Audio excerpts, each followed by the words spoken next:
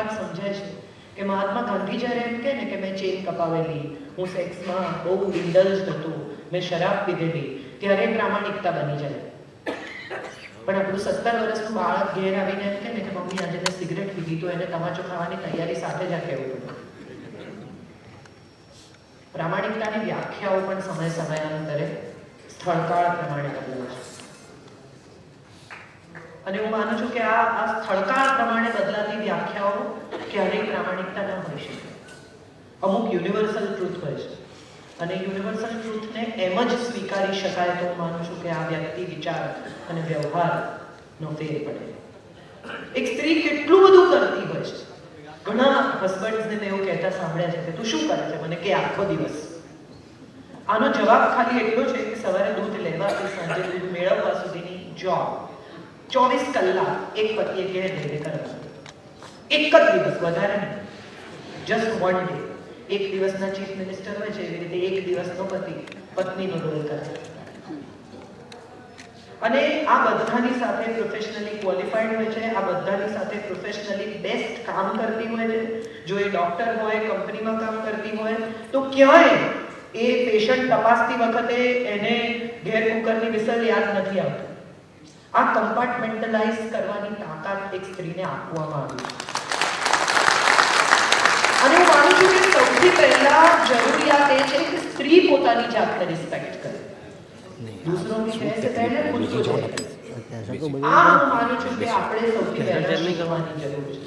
Approval પર જીવવાનું જે આપણે નક્કી કર્યું છે બહુ બાળપણથી કે પતિ એમ કે સાડી સારી છે તો સારી, પણ જ્યાં પહોંચીશું ત્યાં 50 લોકો જોશે. શાંતિ રાખો.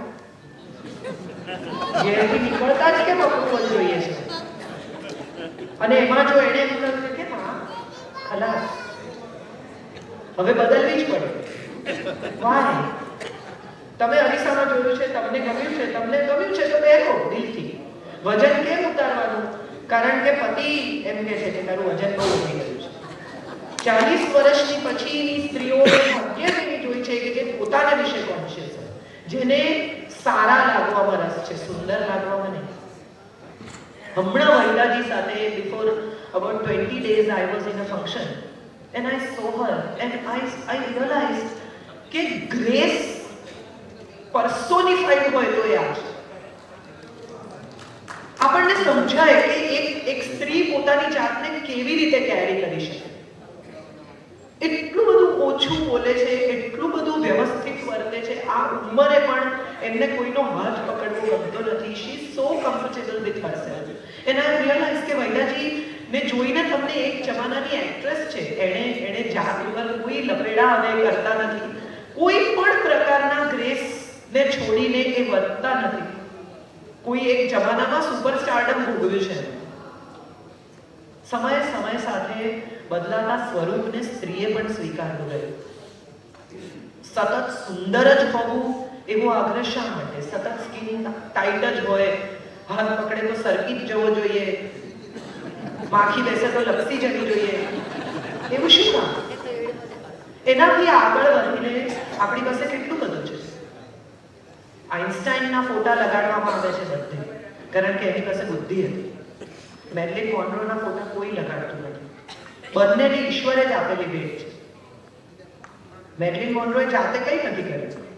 એ પણ સુંદર હતા કારણ કે એમને ઈશ્વરે સુંદર બનાવ્યા.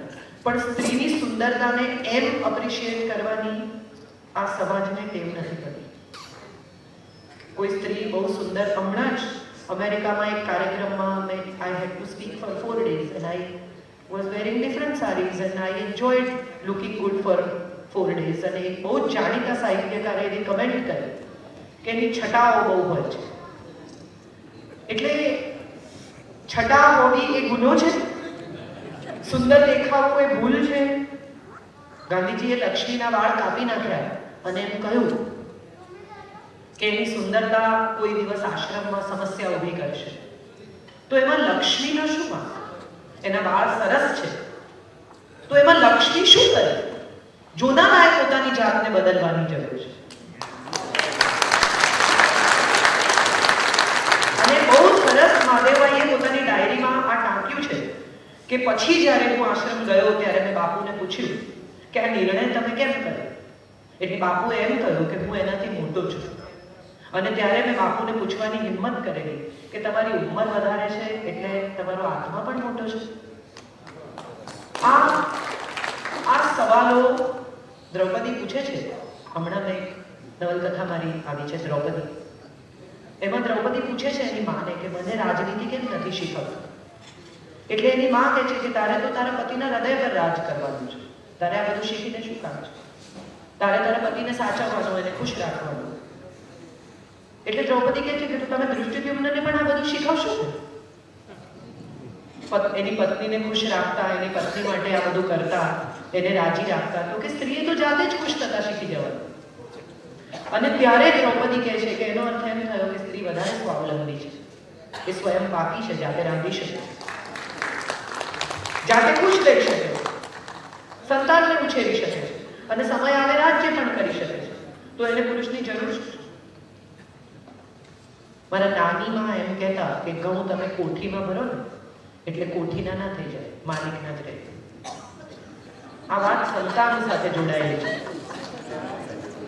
સ્ત્રીને એક રંગ તરીકે, કોઠી તરીકે, શરીર તરીકે, ભૂમિ તરીકે જોનારાએ પોતાની દ્રષ્ટિ બદલવાનો સમય થઈ ગયો છે.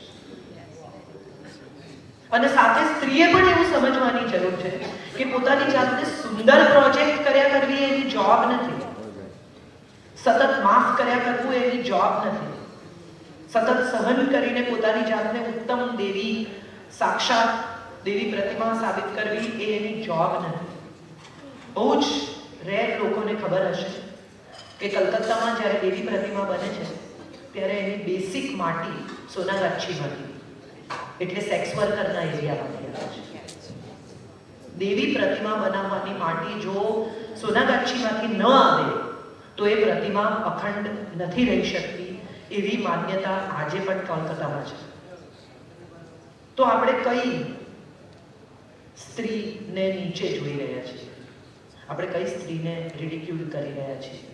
અને જ્યારે જ્યારે આપણે સ્ત્રીને અમુક રીતે જોઈએ છીએ, સ્ત્રી હોય કે પુરુષ, હું જેન્ડર બાયસ વગરની વાત કરું છું. હું ક્યારેય સ્ત્રી લેખક તરીકે લખતી નથી. મેં કદી પીડાઓ વિશે લાંબા લાંબા પ્રલાપો કર્યા નથી. મારા કેટલાક લેખોમાં મેં લખ્યું છે કે લગ્નેતર સંબંધની ફરિયાદ કરનાર સ્ત્રીને કકળાટનો અધિકાર નથી. એટલે તમે જ્યારે કકળાટ કરો છો ત્યારે તમે કોઈ માણસને આમ ચપ્પલ કાઢવા પહેલા ચપ્પલ પહેરવાની ઈચ્છા થાય એવી સ્થિતિ જો તમે કરી આપતા હો તો એ ચપ્પલ પહેરી રાખે, એમાં વાંધો નહીં. આ ગુજરાતની એક બહુ સરસ હમણાં એક મારા પર SMS આવે છે કે લગ્ન જીવનમાં સ્ત્રી સૌથી મોટું જુઠ્ઠું શું બોલે છે? તો કે તમે સાચું બોલો, હું તમને માફ કરી દઈશ.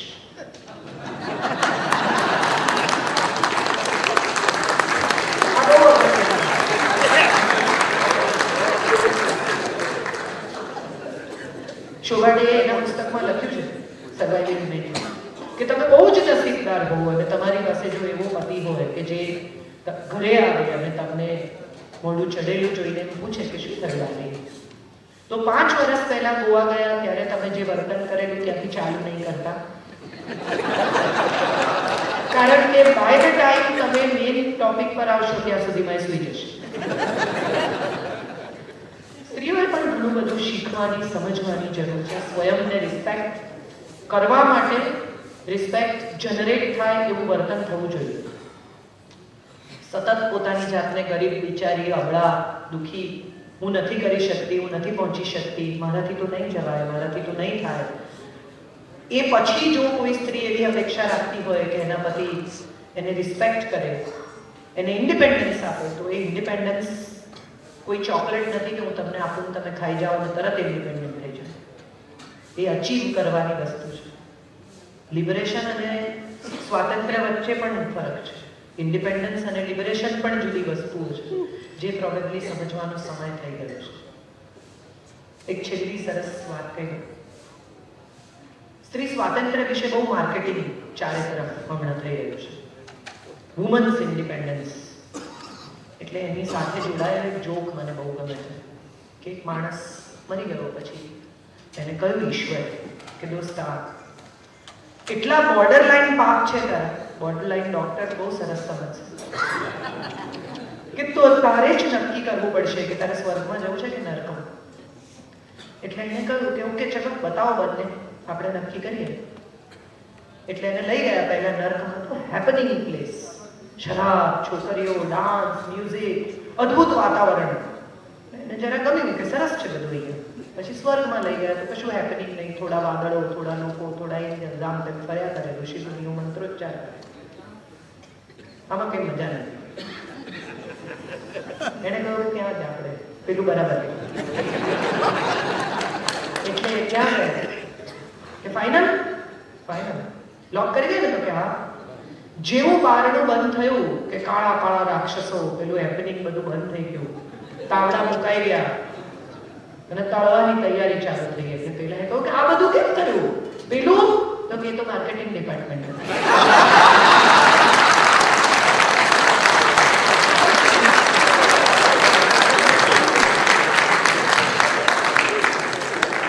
એટલે સ્ત્રી સૌંદર્ય અને સ્ત્રી સ્વાતંત્ર્ય સાથે જોડાયેલા માર્કેટિંગ ડિપાર્ટમેન્ટ ઉપર બહુ ધ્યાન નહીં આપતા. એ તમને જે કંઈ વેચે છે એ ઘેર લાવીને ખોલશો ત્યારે તમને સમજાશે. એને તો કહીને નીકળી જવાનું છે મારી જેમ. તમારે સેમ ગાડીમાં ઘેર જવાનું છે. મેક શ્યોર કે તમે જે માંગો તે માપમાં હોય. હવે આજથી સવારની રસોઈ તમે કરો ને સાંજની હું કરીશ, એવું સ્વાતંત્ર્ય નહીં માંગતા. એ અઘરું છે. પણ એવું ચોક્કસ કહી શકાય કે આખા મહિનામાં એક રવિ રાતે મને ગમે એમ કાઢીશ. અને રવિવાર મંગળવારે પણ હોઈ શકે. અંગત સુખની માગણી કરવી એ ગુનો નથી. અંગત સુખની દિશામાં જોવું એ પણ ગુનો નથી. પણ અંગત સુખ સાથે જો બીજાનું દુઃખ જોડાયેલું હોય તો એ ક્યારેય અંગત સુખ નહીં બની શકે. આ પણ એટલું જ અગત્યનું છે. એક માં, મને બહુ સરસ, I enjoy this site very often, કે તમે 5 વર્ષના બાળકને, 2 બાળકોને, એક સ્ત્રી અને એક પુરુષ ને ઢીંગલી આપો તો 5 વર્ષની જે દીકરી હોય ને એટલું બધું એની સાથે લાડ કરે, એને દૂધ પીવડાવે, દવા આપે, એના કપડાં બદલે. અને તમે જે મેલ ચાઇલ્ડ હોય એને ઢીંગલી આપો એટલે એવી તપાસ કરે કે આના હાથ પગ ક્યાંથી છૂટા પડે. કોઈ આમાં કોઈ બે મત નથી. એટલે સાવ નાની ઉંમરથી જ આ માતૃત્વ એક સ્ત્રીમાં છે તો એને કેમ નકારવાનું? આપણને જો સ્ત્રી જેવો પુરુષ નથી ગમતો તો પુરુષ જેવી સ્ત્રી કેમ ગમે? કેટલું આસાનીથી આપણે કહીએ અને એનું નથી મેળવે. તો એક સ્ત્રી પણ એક સ્ત્રી જેવી કેમ ન હોય? મહાભારતમાં બહુ સુંદર કથા છે ભંગસ્વન રાજાની, કે એને 100 પુત્રો થાય છે અને શાપ છે. ભંગસ્વન રાજા સ્ત્રીમાં ટર્મિનેટ થઈ જાય છે અને પછી એને એક શાપ લાગે છે અને 100 પુત્રો થાય છે અને પછી ફરી કુબેર આવીને એને કહે છે કે તારે ફરીથી પુરુષ થવું છે. અને ત્યારે ભંગસ્વન ના પાડે છે કે મને લાગે છે જન્મ આપવાનો અધિકાર હું ખોવા નથી માંગતો. I sincerely request all the women to respect themselves for what they are, stop complaining for what they are, be what they are, feel good for what they are, and be proud to be a woman, because it's not easy to be born as a woman and to live like a woman and to maintain that grace as a woman. બહુ સુંદર છે સ્ત્રીનો અવતાર અને હું માનું છું કે બહુ અદ્ભુત વાત છે, એને સ્વયં સાથે જોડવી જોઈએ. બાકી તો પછી ગીતામાં કહ્યું છે એવું છે કે યથેચ્છસી તથા કુરુ, તમને જેમ ગમે તેમ કરો, આમાં બીજું કંઈ થઈ શકે એમ નથી. પણ મને દુષ્યંત કુમારનો એક શેર બહુ ગમે છે कि सिर्फ हंगामा खड़ा करना मेरा मकसद नहीं, मेरी कोशिश ये है कि सूरत बदलनी चाहिए.